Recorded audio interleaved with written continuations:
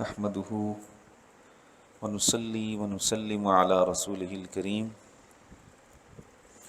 أما بعد فأعوذ بالله من الشيطان الرجيم بسم الله الرحمن الرحيم ولتكن منكم أمة يدعون إلى الخير ويأمرون بالمعروف وينهون عن المنكر وأولئك هم المفلحون صدق اللہ العظیم۔ محبت کے ساتھ بارگاہ رسالت مآب صلی اللہ علیہ وآلہ وسلم میں باوز بلند درود و سلام کا نذرانہ پیش کر لیجیے۔ اللہم صلی علی سیدنا و مولانا محمد وعلی آل سیدنا و مولانا محمد بعدد کل شیء معلوم لک ربی ارنی بجمالک یا رسول اللہ یا رسول اللہ یا رسول اللہ۔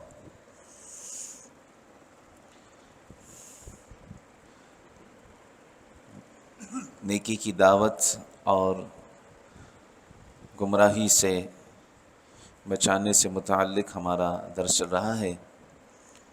اللہ تبارک و تعالی نے قرآن پاک میں ارشاد فرمایا وَلْتَكُن مِّنكُمْ أُمَّةٌ يَدْعُونَ إِلَى الْخَيْرِ، اور تم میں سے ایک گروہ ایسا ہو کہ وہ بھلائی کی طرف بلائیں، یأمرون بالمعروف، نیکی کا حکم دیں، وَيَنْهَوْنَ عَنِ الْمُنْكَرِ، اور برائی سے منع کریں، وَأُولَئِكَ هُمُ الْمُفْلِحُونَ، اور یہی لوگ کامیاب و کامران ہیں۔ حافظ عماد الدین ابن کثیر دمشقی علیہ الرحمہ اس آیت مبارکہ کی تفسیر میں ارشاد فرماتے ہیں کہ اللہ تبارک و تعالی ارشاد فرماتا ہے کہ تم میں سے ایک ایسی جماعت ہونی چاہیے کہ جو بھلائی کا حکم دے اور برائی سے منع کرے، اور جو برائی سے منع کرے بھلائی کا حکم دے، یہی وہ لوگ ہیں کہ جو فلاح اور کامیابی حاصل کرنے والے کامیاب و کامران لوگ ہیں۔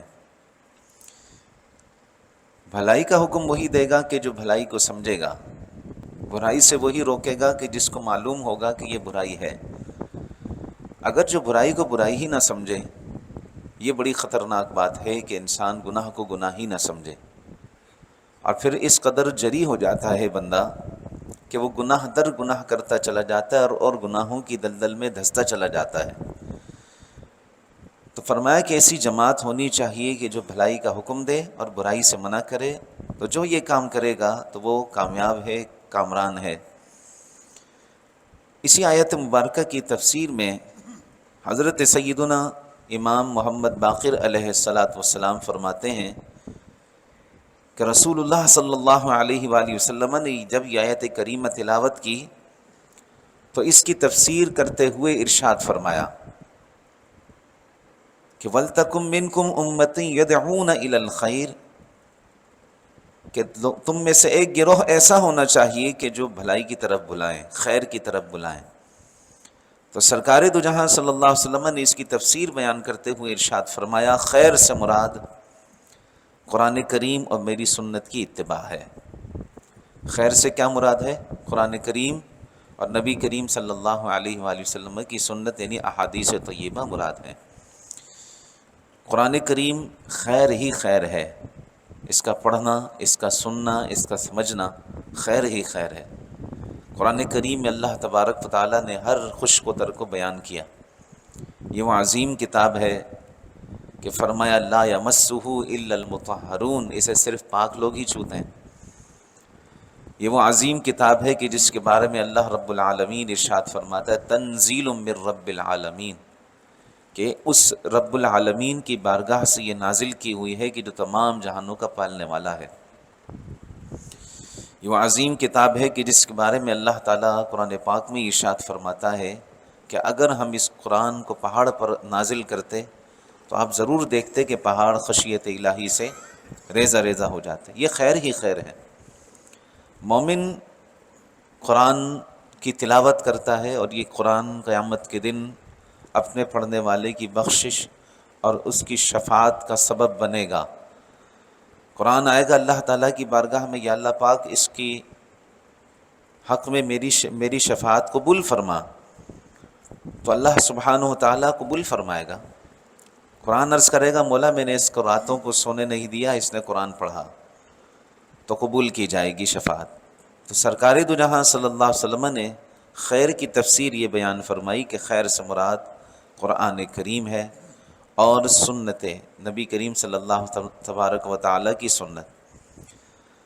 نبی علیہ الصلاۃ والسلام کا کسی چیز کا فرمانا بھی سنت ہے، حضور نبی کریم صلی اللہ علیہ وآلہ وسلم کا کسی چیز کا منع کرنا بھی یہ سنت ہے، اور اسی طرح کوئی کام نبی علیہ الصلاۃ والسلام کے سامنے ہو اور اس پر حضور نبی کریم صلی اللہ علیہ وسلم کا خاموشی اختیار کرنا، یہ بھی سنت ہے۔ یعنی یہ بھی سنت کی اقسام کہلاتی ہیں، اور نبی علیہ الصلاۃ والسلام کی اتباع کرنا یہی خیر ہی خیر ہے۔ قرآن پاک میں اللہ تعالیٰ نے ارشاد فرمایا وَمَا آتَاكُمُ الرَّسُولُ فَخُذُوهُ، یہ رسول جو تمہیں دے دیں لے لو اسے، وَمَا نَهَاكُمْ عَنْهُ فَانْتَهُوا، اور جس سے منع کریں اس سے رک جاؤ۔ تو اس آیت کریمہ میں خیر سے کیا مراد ہے؟ خیر سے قرآن کریم اور سنت کی اتباع کرنا ہے۔ اور اس آیت سے مقصود یہ ہے کہ امت میں ایک ایسا گروہ ہونا چاہیے جو اسی کام میں مشغول رہے، یعنی نیکی کا حکم دے اور برائیوں سے منع کرے، اس کام میں مشغول ہو ایک گروہ۔ اگرچہ امت میں سے ہر شخص پر واجب ہے کہ وہ اپنی طاقت کے مطابق لوگوں کو بھلائی کا حکم دے اور لوگوں کو برائی سے منع کرے، ہر شخص پر واجب ہے کہ وہ اپنی طاقت کے مطابق کسی کو بھلائی کا حکم دے اور برائی سے منع کرے۔ اس سلسلے میں ایک حدیث پاک ہے کہ جسے حضرت سیدنا ابو ہریرہ رضی اللہ تعالیٰ عنہ نے بیان فرمایا۔ آپ بیان فرماتے کہ رسول اللہ صلی اللہ علیہ وآلہ وسلم نے ارشاد فرمایا تم میں سے جو کوئی برائی دیکھے اسے چاہیے کہ اپنے ہاتھ سے روکے، اگر ہاتھ سے روکنے کی طاقت نہ ہو تو زبان سے روکے، اور اگر اس کی بھی طاقت نہ ہو تو اپنے دل میں اسے برا خیال کرے کہ یہ ایمان کا کمزور ترین درجہ ہے۔ تو اس سے یہ معلوم ہوا کہ ہر کسی پر لازم ہے کہ وہ برائی سے لوگوں کو روکے اور بھلائی کا حکم دے، اچھی بات بیان کرے، بری بات سے لوگوں کو روکے۔ تفسیر خزائن العرفان میں اسی آیت مبارکہ کی تفسیر میں آپ بیان فرماتے ہیں کہ یہ آیت مبارکہ امر بالمعروف و نہی عن المنکر، اس کی فرضیت ہے، فرضیت پر دلالت کرتی ہے، یعنی یہ فرض ہو گیا کہ بندہ امر بالمعروف کرے اور نہی عن المنکر یعنی نیکی کا حکم دے اور برائیوں سے منع کرے، تو یہ فرض ہو گیا۔ اور فرماتے ہیں کہ یہ یہ آیت مبارکہ اجماع کی حجت ہونے پر استدلال ہے، یعنی لازم سی بات ہے کہ ایک گروہ نکلے گا اور وہ جا کر سیکھے گا، پھر سیکھ کر آ کر اپنی قوم کو بیان کرے گا، تو یہ اجماع کی حجت پر دلالت کرتا ہے۔ حضرت مولا علی کرم اللہ تعالی وجہ الکریم نے فرمایا نیکیوں کا حکم کرنا اور برائیوں سے روکنا یہ بہترین جہاد ہے۔ آپ بیان فرماتے کہ نیکی کا حکم کرنا اور برائیوں سے کسی کو روکنا یہ بہترین جہاد، اور لازم سی بات ہے کہ یہ سب سے عمدہ جہاد ہے کہ آپ جب کسی کو نیکی کا حکم دیں گے تو کوئی آپ کی بات سننے کے لیے تیار نہیں ہوگا۔ اس طرح اب اگر آپ کسی کو روکیں گے بری بات سے تو وہ فوراً ہی آپ کی بات سن کر تیار نہیں ہوگا، بلکہ آپ سے لڑنے کے لیے تیار ہو جائے گا۔ ایک دم سے کوئی بھی بات قبول نہیں کرتا، خاص طور پہ جب ہماری تقاریب ہوتی ہیں، جیسا کہ کل شب کتنی طرح سے جو سمجھے کہ رسوم و رواج ہمارے آزادی کے اندر شامل ہو گئے، کتنی فحاشیت اور عریانیت ہوئی، اور کیسے لوگوں نے آتش بازیاں کر کے اس دن کا آغاز کیا ہے۔ حالانکہ یہ اتنا عظیم دن ہے کہ اللہ تعالیٰ نے ہمیں اتنی عظیم سلطنت عطا فرمائی، بڑی قربانیوں کے بعد یہ ملا ہے۔ اگر تاریخ پاکستان کے واقعات پڑھے جائیں تو ہمارے رونگٹے کھڑے کر دینے کے لیے کافی ہیں کہ وہ عظیم ملک، بعض لوگ اس میں بڑی نفرت کا اظہار کر رہے ہیں سوشل میڈیا پر پاکستان کے خلاف، بالکل ایسا نہیں کرنا چاہیے۔ بڑی عظیم سلطنت ہے پاکستان، اللہ تعالیٰ کے انعاموں میں سے ایک انعام ہے۔ کسی نے بڑا خوب کہا تھا کہ قرآن پاک میں ایک صورت ہے سورہ رحمان، اللہ تعالیٰ اس میں فرماتا ہے نا کہ فَبِأَيِّ آلَاءِ رَبِّكُمَا تُكَذِّبَانِ، تم اپنے پروردگار کی کون کون سی نعمتوں کو جھٹلاؤ گے؟